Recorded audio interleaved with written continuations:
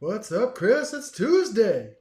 Yeah, let's call it Technology Problem Tuesday. No, It is Tuesday, right? it is. Okay, double They all checking. blend together. They all blend together. Yeah, I do think it is Tuesday. I do yeah. think it is Tuesday, and we're obviously a little late for our streaming time, and that's because of technology problems. So that'll happen. What are you gonna do? We're here now, though, Jay.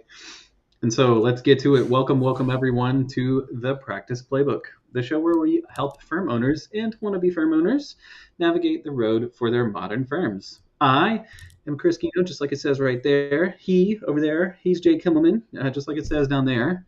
And we are. Oh, come on now.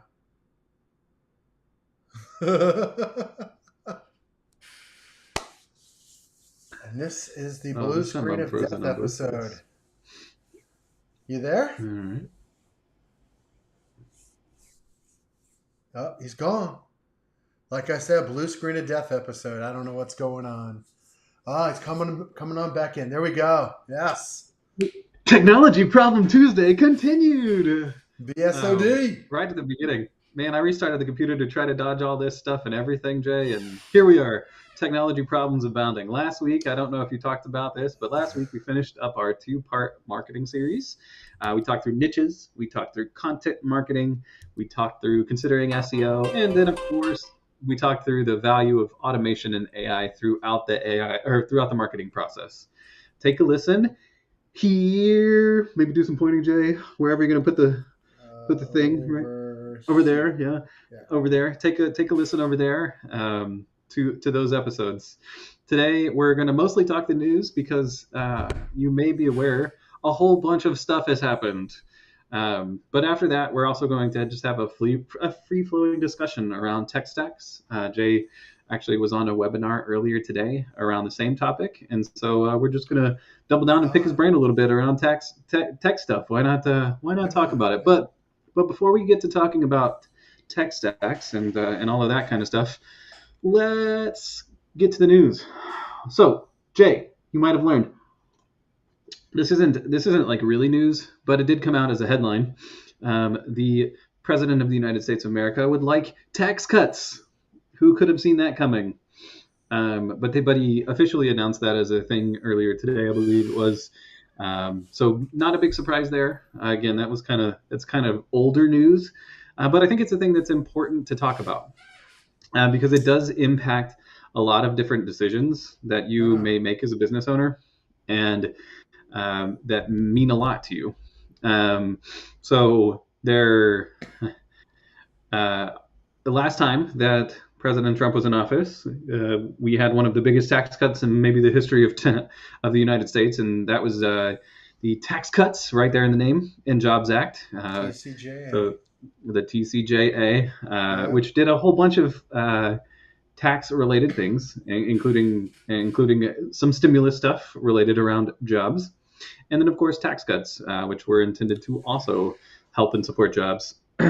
I expect, Jay, and I don't know, I'd love to get your thoughts on this, but I expect that they'll do the same thing in this administration, something similar, maybe even cut the tax rate even further for corporate taxes. What have you heard, or what do you expect, or is there anything that you'd like to see happen? Well, what I would like to see happen is never going to happen, but the cuts that I have seen or have heard about are on the corporate level, and what Biden was going to increase, Trump is going to decrease. So that's one of those things. Now, I don't know how we are going to get a tax cut when yes, I don't want to cut anything out of further stories, but we'll talk about them anyway. But with spending cuts going in place, those spending cuts are not enough to fund the deportation issue and to fund the wall issue and all these other things. So I don't know how we're going to cut taxes at this point. And, we shall see. That's all I gotta say. And again, that's the running theme of this show lately. We shall see. But right. Well, the other way, I mean, this is probably, the agenda was a little late this afternoon. So, like Chris said, I was on a webinar. I didn't have a chance to review it. But there is a hiring freeze. There is a push to move back into in-office work. So they're going to save money on people. And, I'm just looking there. Yeah. The other side of that is, Trump wants to get rid of everybody that was hired as part of the 88 billion or million or 88,000 person hiring spree. So, right. The IRS isn't going to have anybody there anyway. So, might as well just automate this old bitch. Yeah, it's really interesting, and this will probably be a very interesting time to look back on in maybe 20 years. Hopefully it'll be an interesting time to look back on, because I do think that there are that because the next two news items, right? One is that there was a hiring freeze, and then that's extended even further, or is like there's just more clarity around kind of where that federal spending on certain loans and grants and that kind of stuff is also stopped, which is really far-reaching. And so all of this hiring freezing, all of this freezing of money, again, maybe it's just a 90-day thing, and we look back at this at October and we just don't even notice that it happened, and it was just we're trying to get our ducks in a row and get started. But it feels bigger than that right now, and so it will be interesting to look back on it. I think both a year from now and also 5 years from now on what's really happening and what impact this has. Because when you do take away a bunch of people, if you can automate a process, like that's a great thing.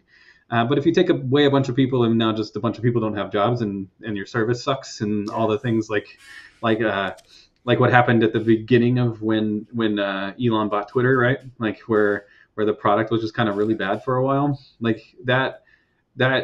Imagine that in IRS land, right? That's a potential really big problem. You're delaying refunds. You're like sending out notices that don't make any sense. Like just think of all the like hot mess you can put yourself into by not managing that process properly. Well, the standard returns and refunds are automated. There's a threshold, and if you're under that threshold, they get processed automatically. But the problem at the IRS is going to happen is there's going to be nobody there to answer the phones.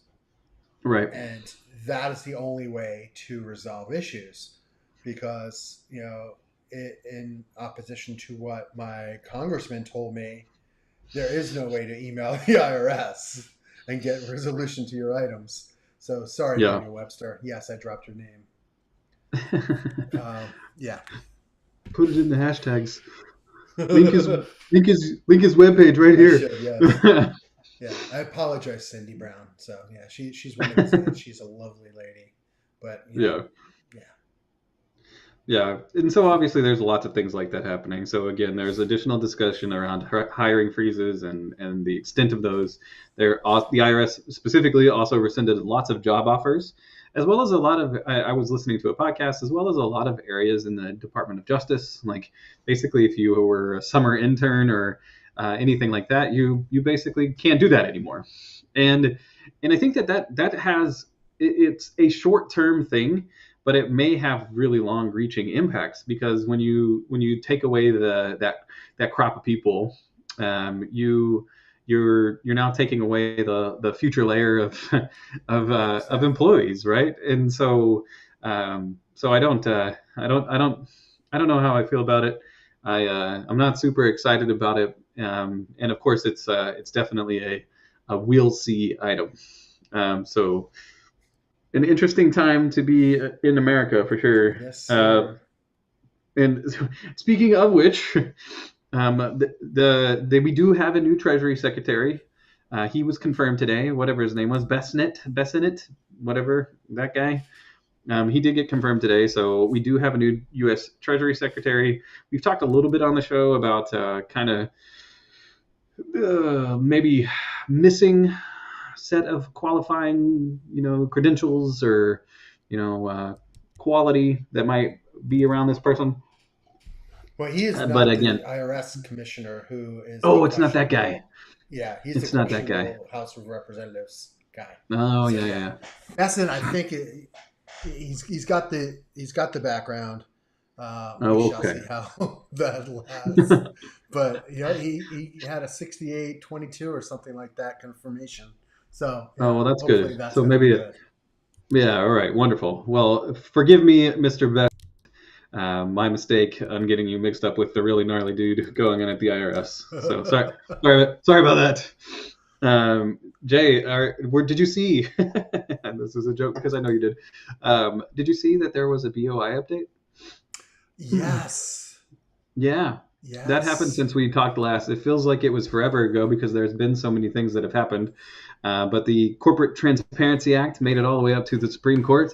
And guess what the Supreme Court said? And this was a little bit of a surprise to me. But they said, we don't see the problem with this. What are you guys doing? Like, let's do it. This law is fine. Let's move forward. And so I think FinCEN must have not expected that either, because they were like, actually, we're just going to leave it on hold for now. And so at least as of right now, or at least as far as I'm aware, as of right now, while the Corporate Transparency Act is effective, and that means that BOI reporting is required, there's a continued hold on actually enforcing anything, which may maybe like a common cornerstone of the next 4 years. So I believe there happens to be a second lawsuit that's in appeals.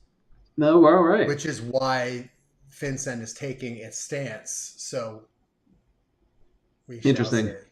Yes. Yeah, there you go. Now, I don't think this other case is heading to the Supreme Court, because if it does, I mean, they already know what's happened there. But this one is in appeals right now, so we'll have to wait that one out. Again, we're going to just continue to follow that. We will advise you in the exact same way that we have this entire time, and that is just do the report, and it's not that big a deal. You'll be over with it by the time the show's over. So just get in there and get it done, and then you don't have to worry about it anymore, and you don't have to listen to us talk about it if you just did it already. Exactly. Jay, there was a whole list, and maybe this is a topic for another show, but Accounting Today, they put out an entire list of tax planning items that accountants need to know. So I wanted to either quickly run through that or table it. Like Jay mentioned, we got the agenda together relatively late today, but this includes things like construction project timing, considering what type of business entity that you're going to be, just the general like hurdles around policy and planning, and then of course like how you plan for a decreasing rate environment, right? I think that's I think we can say with pretty good certainty, especially based on the conversation point at the top here, tax cuts are coming, and so how do you plan for that? And so Jay, I'd love, I don't know if that's if you have any like thoughts on anything that came out of that Accounting Today article, just at the high level, or if there's anything any of those headlines there that are interesting to you. But we can table it for another time, or we can talk about it today. Yeah, well, I mean, just starting out right away. Yeah. I mean, timing of expenses and projects and things like that do play into tax planning for sure. If you're on cash basis, a lot of it makes sense to set up your timing and whatever. So I don't remember if it was this show or the other one we had issues with the recording. Well, our recording just stopped, so whatever.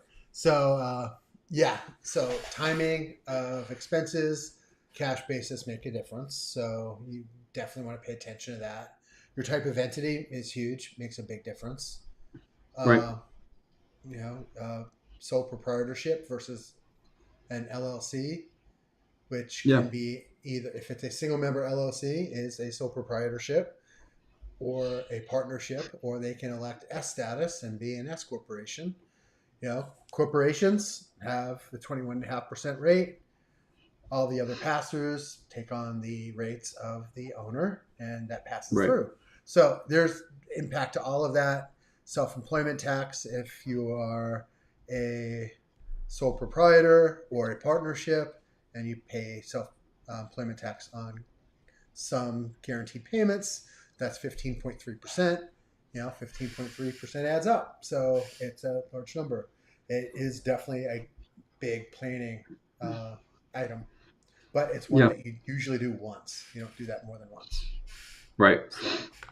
And so this will be a really interesting time to be starting a business, is what it sounds like, Jay. Where you're not going to make lots of changes to the way that you were probably previously structured, but definitely something that you want to think about now. Yeah, for sure. Yeah, and so obviously there's lots of things that come out of tax planning, and we will talk a lot more through the rest of the year around those tax planning related items. But for now, know that there's a lot of different things that can happen out there, and if you don't already, go take a look at Accounting Today and read their article around this. So good stuff there. One not so good stuff. TaxDome on Friday they have reported a security incident. This is a data breach of some sort. My understanding of the situation, and I've seen it in several different places now, is that there was some kind of glitch within the system where if you happen to be running reports for a certain period of time, you could see reports not just for your own firm, but basically for any firm, and that gave you a lot of information. This is on the heels of another TaxDome related issue from a couple weeks ago, where anyone with a signing link could see the social security numbers within that signing document, which is pretty good oopsie. So not great there. So if you use TaxDome, I'm sure you've been made aware of this. And then if you don't, understand that security risk is there across the board for any product, and this stands as just a reminder that, like, when you are using any kind of service, like, there are risks associated with data breach, and so it is important to make sure that you understand your exposure, as well as what your provider is doing to limit that exposure for you. Jay, do you have any other thoughts on this? I know we talked about it earlier in the week a little bit. Yeah. So apparently you mentioned 2 breaches. There were a total of 5 in the last 18 to 24 months. All right. Yeah. Wow. So there's got to be something going on there. The last one, if it wasn't reported, would they have figured out this was even happening? They're just going by user comments there. But I would definitely be following up on your WISP, making sure that you have checked all your boxes, you have everything taken care of, because this is just one piece of software. There are dozens of these platforms. I am sure they're all not having this issue, but I mean, if you were getting billing information for multiple clients based on a tag, and these clients were from other firms, there's something going on there. That's not just a blip. Either something got coded wrong, or it's I don't know what's going on there. Yeah. When I say coded wrong, in the code of the software, not right. Coded Yeah, exactly. So, right. Yep. Yeah, it's definitely concerning. Absolutely, security issues always are, Jay, and so again, that stands as a reminder. Even if TaxDome is not who you use, it stands as a very clear reminder of how important it is to be monitoring that, and then also like maybe a variety of other things. If something unusual or weird is going on, to be reporting that as quickly as possible, so that you can help those programs to make sure that all relevant information is kept in the right spot. And Jay, that is the tax-related news. So take a breath, and let's get on to the other accounting news, because there's a lot of that as well. It was a fun week in news. The first, in the acquisition and financing corner, there was nothing except for some speculation. So there out on going concern. There was some speculation that CohnReznick might be close to a PE deal. I think it was announced that both sides were heavily exploring or something like this.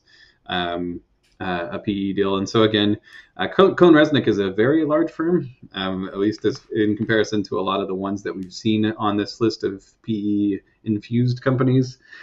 So at least from my perspective, this one was a pretty good sized one. But as we've talked about several times, right? Obviously, this is going to be happening. It's going to be around. It's going to be an option for your firm. And so know that that's a thing that you can do, but make sure that you fully understand what that means. And so we may even do a specific episode of related to what could PE mean for you, and the pros and cons around that. Jay, write that down. Put that in the Notion thing. PE and accounting firms. That'd be a good topic for the future. Jay, have you heard any more in acquisition and financing corner? I have not this week. I mean, yeah, it is tax season, so I've pretty much pulled out the rest of my hair. Love it. Yeah. Well, so there you go. That's I didn't see anything. Of course, as is always the case, it would not be the news without the PCAOB making the news. But in positive news, good job by you, PCAOB. They have launched a resource page for smaller firms. And so this resource page is intended to help firms with audit quality, and specifically associated with the smaller audit firms, the people who don't have the same resources as the Big Four and some of those much larger firms. This page is intended to be a nice resource to help them make sure that their audit quality is up to snuff. So good job by you, PCAOB. So way to make the news in a positive way. Also in the news this week was the SEC, and this one is maybe not as positive. The SEC changed or really withdrew guidance. They removed it regarding safeguarding of crypto assets. And so there was some information out there around how to do this or what was required, and they just took it away. Never mind. Forget that guidance. Doesn't matter as much. That actually couples really well with another Trump-related issue that I saw in the news, Jay, and that's that Trump has proposed a digital currency task force for cryptocurrency regulation. So again, this falls into the category of the we'll see stuff, because anytime you're setting up a task force, like, that doesn't really do anything on its own. It really just sets you to have some conversations. But this task force is intended to help to build out and provide regulations around cryptocurrency. So I think that that's a really interesting thing to be doing, because obviously the whole underlying backbone of Bitcoin in the first place was that it was not regulated. But we couldn't just stand for that, could we? But I don't think anybody really, I mean, because there's so much. I think that's a good thing, actually, to regulate it. And the reason why I think that is because you can take advantage of it in so many different ways, between meme coins and garbage coins and all of those types of things that are really just trash, that are taking advantage of these retail investors. I had read a separate article around how in situations like this, there's most of the people lose and just a couple people make off really well. Yeah. And so it probably deserves some level of regulation so that people just aren't being taken advantage of. And so, despite my normal feelings on the president, this one I'm actually like, let's figure out a regulation to the cryptocurrency space, and not just let's all go make money with our shit coins or whatever. You do realize that he, his wife, and all of his children created meme coins. Oh, I am very well aware of that. Okay. And I think that serves as a very shining example of why we need regulation in this space. Because I guess I get it. I guess I understand. It's a fun thing, maybe, but yeah. Somebody's gonna pay hundreds of dollars for this, thing that's worth nothing, and there's really nothing that you can do, and that seems like maybe it needs a little bit of oversight, Yeah. because that particular situation truly like just seems really really bad, from a variety of different perspectives. And Agreed. I was thinking about this like more broadly, right? Because like anybody could do that, right? Any personality could do this. Like celebrities could do it, right? Anybody could make a coin and sell it to try to make some money, and but not really give anything. And it just seems so ridiculous. So like, regulation in that area seems like a really positive thing. that's uh, that's all I've got to say about that for now. I think, Jay. Um, let's do that. Let's do some regulations. Seems right. There was a Gartner report, and I don't know how much this really matters to accounting firms, but it does matter to your clients, and that's that CFOs across the U.S. are planning smaller raises this year. And I think that speaks a lot to what we talked about maybe 3 months ago now, where in the marketplace there's just a little bit more still some recessionary tightness, not like a recession that's actually happening, but just there's less want and desire just for this like continuous consumption, and continuous growth, and there just is not as much expenditure available, as there was 5 years ago. And part of that is that like all that free government money is starting to tighten up, and I think that you'll see that continue, as the federal government like tightens up their own purchasing strings. If they're really serious about cutting even $100 billion, like that's $100 billion that goes to communities, that goes to people, that can have a significant impact on people just throughout the community and throughout the It impacts whatever real the word lives is. at that point. Right. Yeah. Exactly.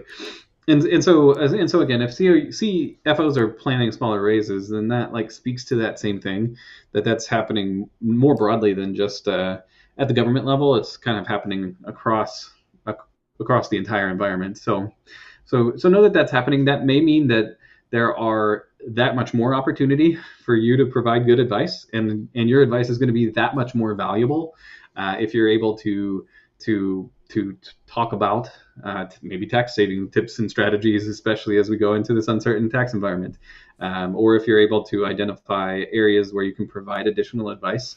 It's going to be so much more important now because there's not as much flexibility as there had been, and I think that by planning for smaller raises, CFOs are kind of highlighting that for us. So. The other thing too is that knowing that CFOs are doing this throughout the business environment generally, like helps you to advise your clients that, hey, that's the thing that's happening. So if you know that that's happening in the marketplace, you can also be like, hey, that's consistent with what other people are doing too. Like you don't have to feel bad that you're not giving a 10% raise this year because nobody else is either, because that's just not what's happening. So use that advice as you will. You can go find that report from Gartner out on the Googles pretty quickly. A little international news, which felt like just the opposite of American news. The international bodies, the IAASB and the IESBA, which are both like audit-related regulatory boards and audit and accounting regulatory boards in the international space. They both launched sustainability standards, which again, if you're paying any attention here in the United States, I think we are out on sustainability for the next 4 years. Probably not a thing we'll be focused on. So it's interesting to see that on the heels of a lot of initiatives right out of the White House, that these international accounting bodies were like, hey, here's some sustainability standards we should follow. It's good to, I think that, again, setting rules and guidelines around the way that things like this need to happen and things like this need to be reported is really important, regardless of how you feel about where the world's headed and all of that. Having some good framework around how how you need to account for it and report on it. That is important. So I'm glad to see these two entities come together on these sustainability standards. I was also excited to see Implicit. I've never even heard of this company, but they are a cloud-focused accounting company. Like they have designed an accounting platform that is intended to be kind of the next layer, right? So for those folks that are on Zero, if they start to outgrow Zero at some point, I think Implicit is intended to be a potential solution there for those companies that are growing. This one is focused specifically in the UK, at least right now, and they got £25 million to help make that dream a reality. So I'm always excited to see investment in this kind of infrastructure, cloud-based solutions and cloud-based technologies like this. And even if they are competitors with tools that we already like, I think as we've talked about on this show and also on the e-commerce hour, the more people that get into the marketplace, the better tools that you'll find, because everybody will start to steal the best stuff from everybody else. And so having another good option here, I think is a good quality thing. Jay, have you ever heard of Implicit or iPlicit or whoever they are? Yeah. Interesting. Yeah, and it may be that we never hear of them because again they're focused in the UK, so it may be that they're just trying to be a smaller leader in the marketplace of this like next layer up, and we won't interact with them much, but it's good to see the funds go. And then Jay, I'm really competition is good in the market, so right, it drives innovation. So let's go. yeah, let's go, love it. And then the final thing in accounting news, and Jay, I'm not gonna lie to you. I saw this in my Feedly feed, and I was shocked. I was like, wait, I haven't even heard about this. How have I not heard about this? But I would have expected to. But I think it's just that there's so many other things happening in the news that this one seemed like small potatoes. But Jay, the AICPA and NASBA have supported some edits to the 150-hour rule. And this is the thing that we've been talking about in the accounting space for like very heavily, I think, for 18 months or so, where this 150-hour rule is a significant barrier to entry into the CPA marketplace. Because if you studied accounting and you got a bachelor's degree, but you didn't stay on for the extra 30 hours, and now you've gone and done accountancy for 5 years or 7 years or 20 years, like getting those extra 30 credit hours is a lot. And it doesn't mean, like, for the most part, it's not going to make you a better quality accountant because you've already had 20 years of experience doing accounting related work.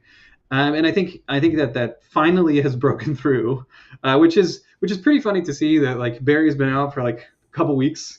And already the AICPA is like, yeah, hey Barry, that thing you did, it was old news, man. We're out. Mark is making his mark. Mark is making his mark already. Yeah, right. Yeah. Exactly. And so Jay, I think we talked a little bit about this at one point in time back before, but I think that we agree, and I think the profession, like more broadly, generally agrees. Not everybody, but a majority, like understand exactly what I just described. Is that by being in practice and actually doing the work, that's at least as valuable, if not more so, than taking a graduate level ecom course and doing, I don't know, like a tax research or something. Like there's so much value in giving different paths to the CPA profession, right? And so I was super excited to see this. Again, shocked. I had no idea that this had happened, and I couldn't believe it that it was 4 days ago, and I somehow missed it. So what are they supporting? What are the edits? I read this article very, very quickly, and I do think most of it. I do think most of it was associated with work substitutes, but it wasn't clear, and I think it was maybe even that there's some exploration of what those options should be, which is also extremely exciting. Right. So I will be very excited, especially as a CPA and a relatively young one. I will be really excited to see what happens next here for the profession more broadly. So let's go back to your younger days when you were taking your additional 30 hours. Uh-huh. What kind of classes were you taking? Well, Jay, first things first. Those initial 30 hours were just part of the program. And so at North Texas, I was part of what was a 5-year program. It was designed with the intention to be able to get both a bachelor's and a master's degree and be CPA eligible at the end. Gotcha. And a lot of schools have done that, but that means that you have to have committed to that career path kind of at Right. the beginning. Um, and so I don't remember exactly which courses I took as a graduate student. Jay, that's been whatever, like 20 years ago. Too many beers since then. But I'm certain one. I know I took a master or like the like whatever comes after intermediate advanced accounting. I took advanced accounting, which was like accounting for business combinations and all that kind of stuff. I know I had to take a tax research class, which was focused on like using, I think it was at the time Thomson Reuters products or something, like we just used the product and did research around taxes, right? It was horrible. And then I think I took maybe some writing class. Again, I'm 100% certain I took a couple economics classes. And really probably nothing that was all that valuable as far as my career path went. So really good use of my funds. Glad I did it. So when I did it, you just had to go into a master's program. Mm-hmm. And I had moved from Tampa back to Orlando. I signed up for the master's program at UCF, and they were going through budget cuts, and I couldn't register for a single class. Wow. So I said, fuck it. And I said, I'm not doing it anymore. And found another program that was made specifically for the 5th year. That was from a small college that had a satellite campus in Orlando. Of the 30 hours, I think I took 9 hours of accounting classes. The rest were just filler. Bowling. It did not give me a better education because my 4-year degree pretty much loaded every accounting class I needed into it. Yeah, right. And at that point, I took the art of war as one of my classes. and marketing and management and whatever to meet the minimum requirements. It was absolutely bullshit. Right. And I think the thing that I think about this is my personal thought on this, is that there is already a very clear barrier to entry that is based on your knowledge of the profession, right? If you can pass the exam, then you're in good shape. Like, you know enough. You don't need to go to school to learn some extra things. If you can pass the CPA exam, like, what's the point? And so though, there were work requirements as part of it. Yeah, there's still some. Well, now mind you, different. I was in Florida. Oh, okay. Yeah, sure. Now, Florida had the 150-hour rule when I started college, but being in New York when I started thinking about this path, there was like a 2-year work requirement. It was 4-year college and a 2-year work requirement, something like that. Sure. So that work requirement is so much more valuable than the theory. Yeah, I think so too. At least back then. I mean, the education today is a little bit different than what I went through. But yeah. Well, obviously I was I went into practice as an auditor, and I know with 100% certainty that I learned more in the first like 3 months of being an auditor than I did. I took my audit class over a Maymester. It was like 3 weeks long, and I only took the one, and I was there like every single day for 3 hours or something. Like, it was over in 3 weeks, and of course it is the theory that underlies like what audits do, but it isn't the practice, and so it doesn't teach you a lot about like how they actually work or what you're actually doing. Like, it's really just the like, here's what an audit is, and here's why you're wanting to catch fraud, and here's what COSO means. Like, it's not all that, wasn't all that powerful in getting me ready to be a professional. Yeah. And so for me, my undergrad, again, because budget cuts, whatever. I Right. took auditing before I took intermediate. It was my first semester as an accounting student. I took auditing, and it's supposed to be a senior class. So Oh yeah, wow. it didn't go over that well. So luckily I'm not an auditor, but the rest of it took off pretty well. Yeah, that's really funny. Believe it or not, I mean, knowing me, my favorite was Yeah. accounting info systems. Believe it or not. Yeah, that doesn't surprise me at all. Yeah. Yeah, totally makes sense. So yeah, again, good job by you with the AICPA, NASBA, both of you guys.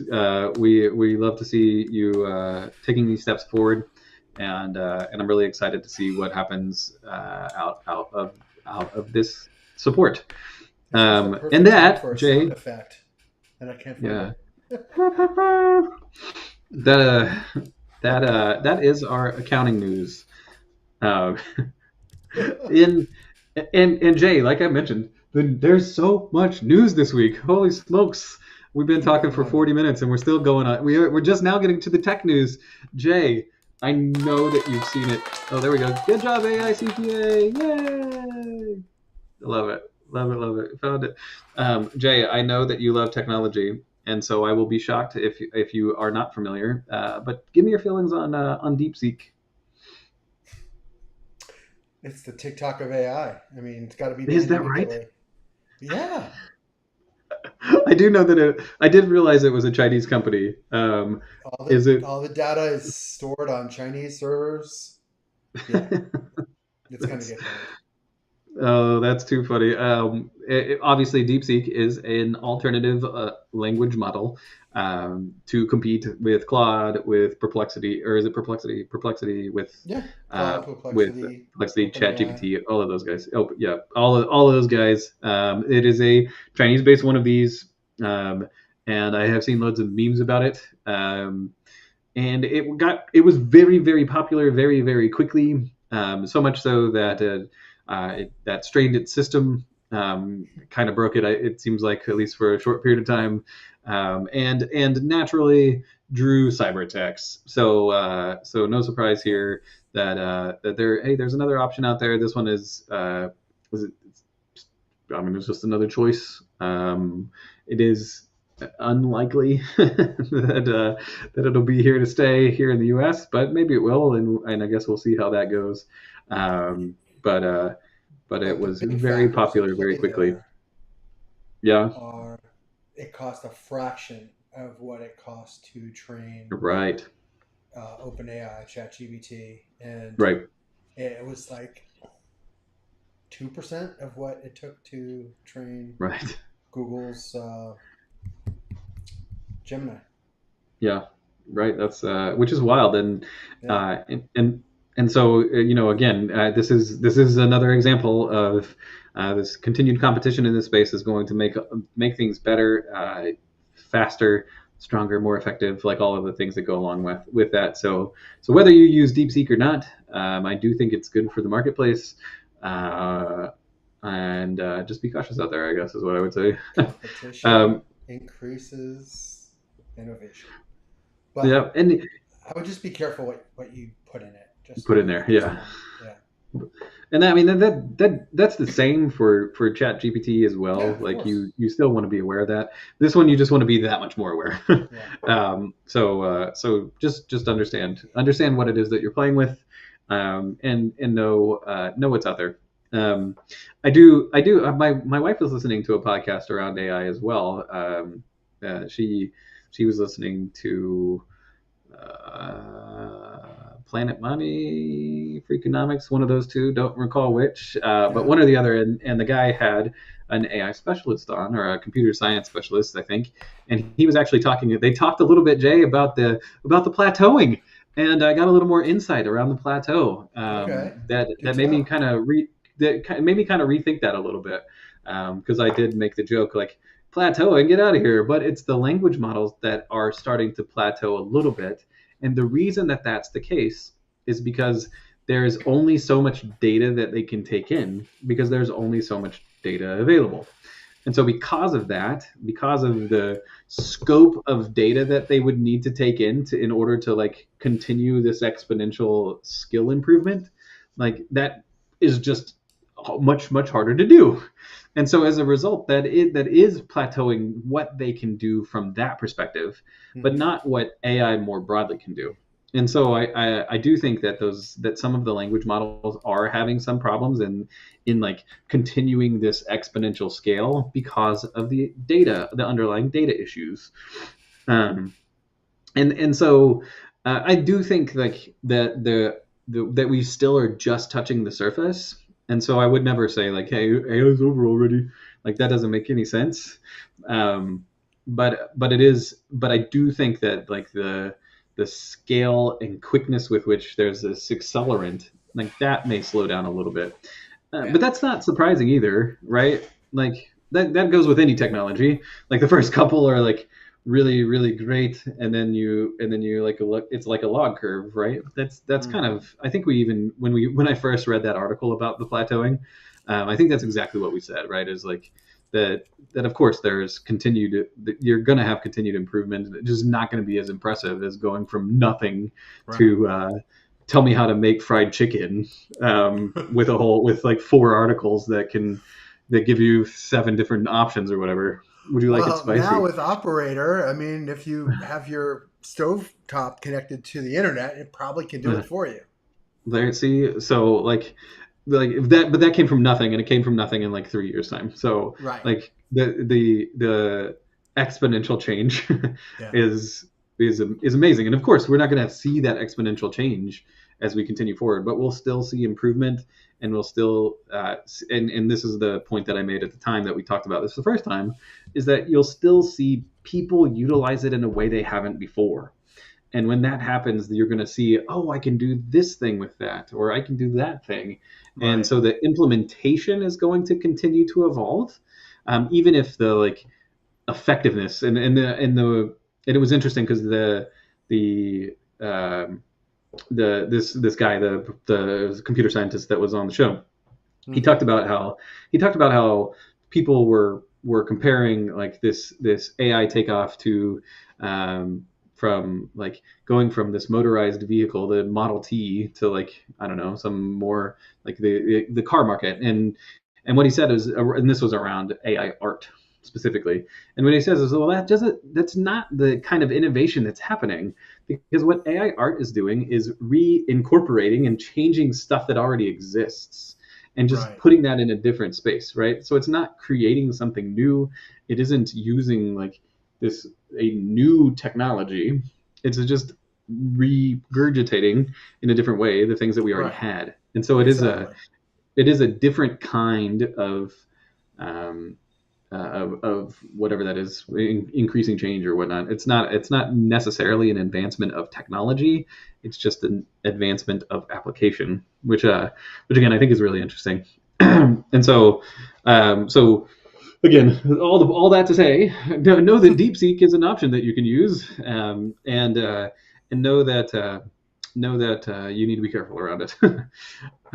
Also in the news this week, our friends at Ramp, they've started, and this may be slightly old news, but they have started up Ramp Treasury for Business, so you can open up investment accounts. So shout out to Ramp. Love seeing them in the little tech news page. Also, I saw, and this is AI related, Club CPA, which I've never heard of, but they've launched an AI-powered coach that's intended to bridge some of the talent gap. So to help coach up people and fill in some of your knowledge gaps. This tool looks like a really, really neat idea, certainly. And so I'm very interested in seeing what the application and use case is for that tool, because if you can start to supplement areas where you don't have good accounting knowledge, or maybe good tax knowledge or whatnot, if you can start to supplement that with an AI tool that helps to fill in those gaps for you, imagine the efficiencies you can gain. So super, super cool tool that I saw out there. And then finally, Jay, in just your favorite kind of news, The folks over at Intuit, they are finally, and we knew that this was going to happen when they made this acquisition. They are finally testing MailChimp embedded right into QBO. So this cross promotion that was out there, and you knew it was going to be just a matter of time before they started to integrate these two things together. They're doing it. They're starting to test it. So they finally got the integration right from their side, I guess, or at least enough that they want to test it. So be aware of that. I am interested to see exactly like what that looks like and how it works, because I wasn't always I wasn't always sure exactly what the like connection case was there, but I do think it will be interesting to see how Intuit leverages those two different products to try to make more money. So we will see how that goes. Jay, do you want to take a burn into it real quick, or what do you think about this? I just want somebody else to sponsor the NFL conference playoffs so I can watch football again. Yeah, fair enough. Fair enough. I did see a couple TurboTax commercials, and of course the AFC Championship game sponsored by Intuit TurboTax right there. Every time we came back from commercial, Jim Nance was definitely talking it up. Yeah, for sure. Jim Nance doesn't use TurboTax though. Get out of here, Jim. He probably uses Block. They turned 70 years old, Jay. Yeah. I saw that in the news. That wasn't like newsworthy news. Like whatever, old company gets older. Like okay, but 70 years old is like that's pretty old. That's good. So that's full pretty disclosure, good. I was watching a football game and there was a Block commercial during the TurboTax sponsored game. Yeah. They'll take it from anybody. Yes, they will. Yeah, absolutely. Well, if I remember right, too, that Block commercial is like a direct attack on TurboTax. Probably was, yeah. I think so, because I think it's like, oh, I don't have to use TurboTax this year. They suck. So that's pretty funny. Yeah. Too funny. It be what it be. And so, Jay, we've come to the end of the news. Whatever, 40 minutes later here, 50 minutes later. That was a lot of news this week. That's right. There was a lot of news. And so Jay, what I'd like to do with the last little bit of this show, I know that you went on a podcast earlier today to talk about tech stacks and thoughts around technology. And so I'd love if you don't mind, like, what'd you talk about? Well, what was interesting out of your conversation? So it wasn't a podcast. It was actually a Relay and Zero webinar. Nope, sorry, got it. Building the app stack to help you build your advisory practice. Yeah. So this is not news to you.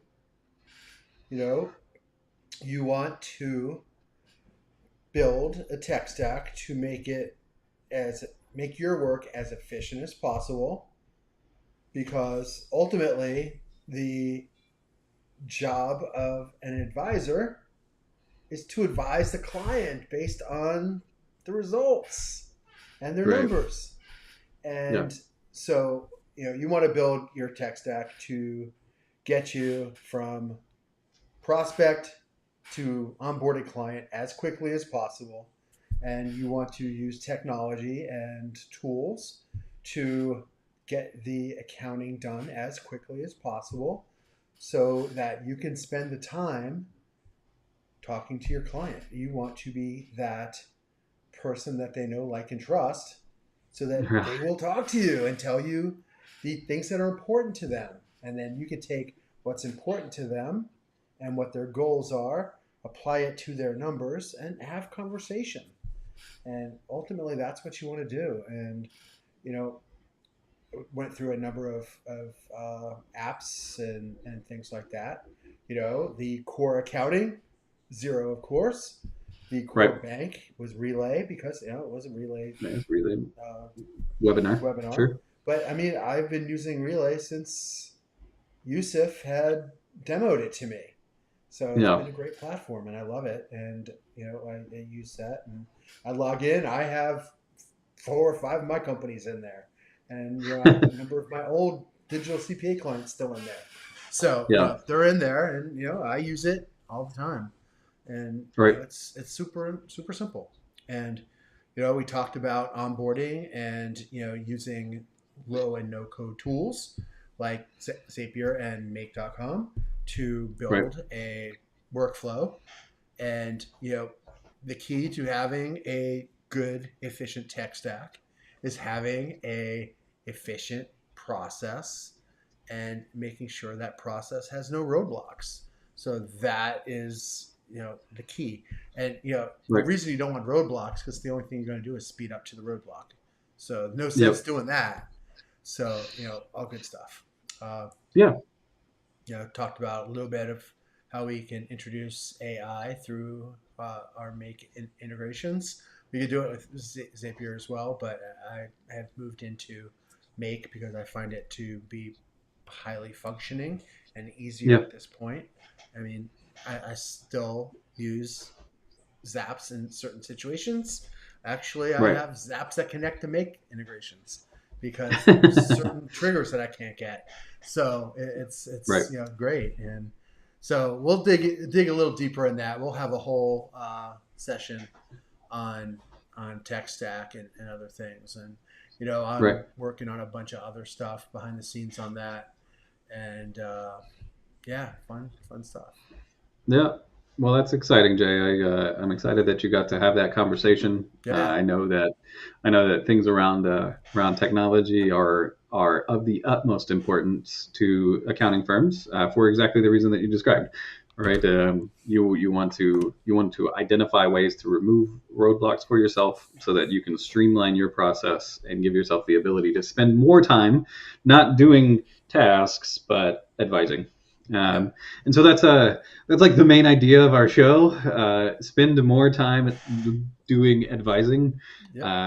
And so it's great that you got to deliver that message on that webinar today. Yeah, most definitely. It was a lot of fun.